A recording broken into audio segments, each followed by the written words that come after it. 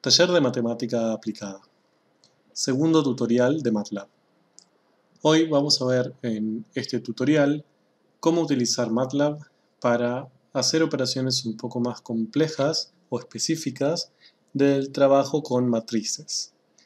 En el tutorial anterior aprendimos cómo incorporar a la ventana de comandos, ya sea vectores columna, vectores renglones o matrices, pero hoy lo que veremos un poco más, con más detalle, es, en primer lugar, cómo podemos ingresar matrices especiales de una manera sencilla y también cómo obtener algún tipo de información específica de estas. Por ejemplo, muchas veces necesitamos incorporar o generar rápidamente matrices con características especiales, por ejemplo, matrices de identidad, o matrices unitarias o matrices de ceros, la matriz nula. Y es un poco tedioso escribirlas utilizando la metodología por elementos, como vimos en el tutorial anterior. Para este tipo de matrices, MATLAB ofrece comandos que directamente generan una matriz con características particulares. Por ejemplo, ya vimos en el caso anterior, en el primer tutorial, que si uno escribe el comando once y incorpora las dimensiones de la matriz, esto genera matrices unitarias con todos sus elementos 1 de las dimensiones adecuadas, las dimensiones que nosotros le pedimos. Siempre en orden, cantidad de renglones, cantidad de columnas. También podemos solo especificar un número y esto es interpretado como que deseamos una matriz cuadrada, donde ese es el número tanto de renglones como de columnas. Lo mismo podemos hacer con el comando zeros, con Z, que lo que generará es matrices, ya sea no cuadradas o cuadradas, con todos sus elementos nulos, es decir, matrices nulas. Por otro lado, si utilizamos el comando I, lo que podemos generar son matrices identidad, con su diagonal principal con elementos unitarios, mientras que todos los restantes son ceros. Sucede lo mismo si usamos el comando I y solamente especificamos un número, obtendremos una matriz identidad cuadrada. Por último, podemos usar también el comando diag, que lo que permite es obtener o ordenar las componentes de un vector que especifiquemos en la diagonal de una matriz cuadrada. Por ejemplo, dentro del argumento de diag, uno debe aclarar un vector renglón. Por ejemplo, yo incorporaré el vector 1, 2, 3, 4. Esto MATLAB lo interpretará como que deseamos que los elementos 1, 2, 3, 4 sean los elementos diagonales de una matriz de 4×4. De esta manera podemos generar matrices diagonales con elementos específicos de manera sencilla.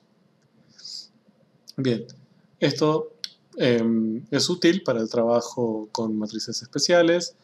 Muchas veces también, si necesitamos alguna matriz aleatoria para trabajar, es decir, no alguna específica o con una característica especial, podemos recurrir a los que son los cuadrados mágicos, usando el comando magic. Por ejemplo, magic 4 corresponde a un cuadrado mágico de 4×4. Un cuadrado mágico no es más que una matriz, si lo interpretamos desde esta perspectiva, en que la suma de todos los elementos por fila, por columna y en las dos diagonales principales, en la principal y en la secundaria, da el mismo resultado. Podemos comprobarlo si quieren en el que tienen allí graficado y podemos utilizar cuadrados mágicos de diferentes cantidades de elementos. Bien, con estos comandos sencillos podemos generar algunas matrices simples o directas para trabajar, y a partir de estas luego podemos realizar diferentes tipos de operaciones, obtener diferente información con comandos sencillos. Vamos a ver algunos de ellos. En primer lugar, lo que voy a hacer es borrar todo mi espacio de trabajo y mi ventana de comandos para poder reutilizar las variables y que todo lo que acabo de hacer no interfiera en mi trabajo actual. Voy a incorporar una matriz de 3×3 por elementos, que será la matriz 2, 2, 3 en el primer renglón, menos 1, menos 2, 1 en el segundo renglón, 1, 1, 1 en el tercero.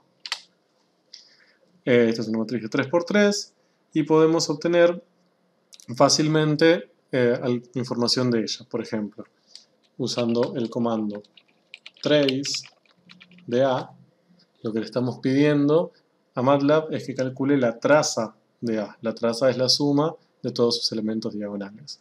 Y a ese número que obtendremos lo llamamos B. Entonces nos responde que la traza de la matriz A vale 1.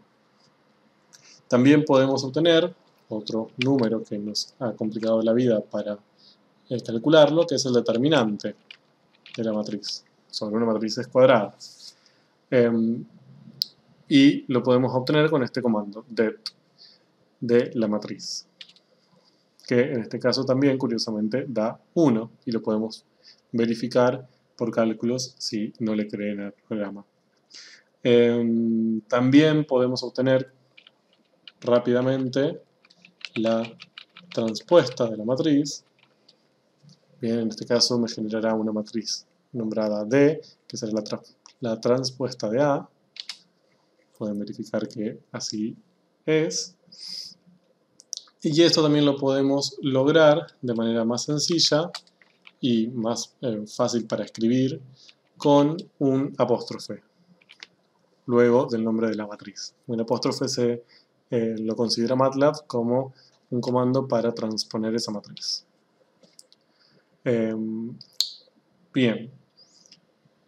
Después, muy sencillamente, lo que podemos obtener es la inversa de una matriz, y eso es una gran potencialidad de las calculadoras matemáticas, de software matemático, ya que, como habrán visto, obtener inversas es tedioso. Para eso lo que incorporaremos es el comando inv,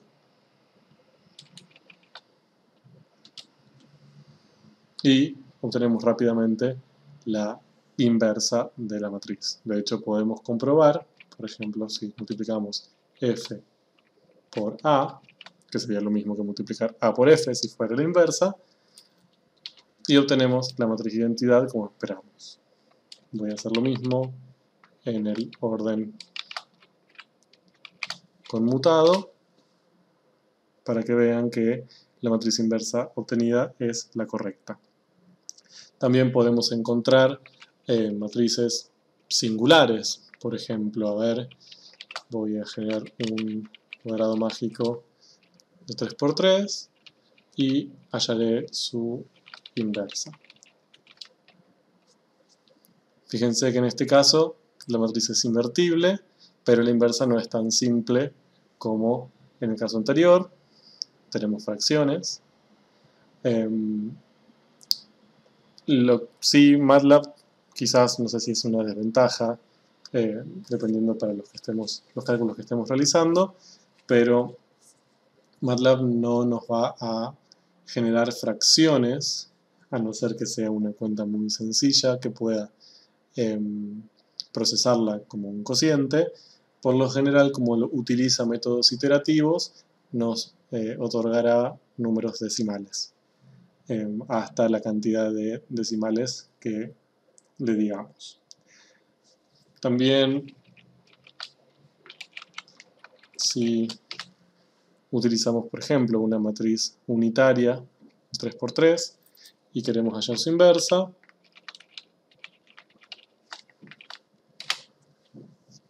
nos dirá que la matriz es singular, al menos hasta la precisión de trabajo que usa, es decir, cómo utiliza métodos numéricos para intentar hallar la inversa, no está seguro de si no lo encuentra porque la precisión que está utilizando no es la correcta o porque realmente la matriz es singular.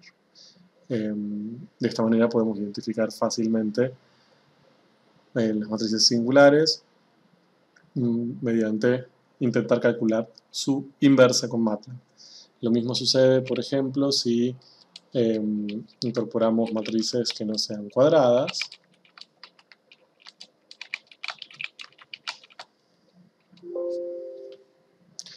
MATLAB directamente nos dice que la matriz debe ser cuadrada para que la inversa exista. Bien, como verán, es bastante sencillo trabajar con MATLAB para encontrar este tipo de información de las matrices.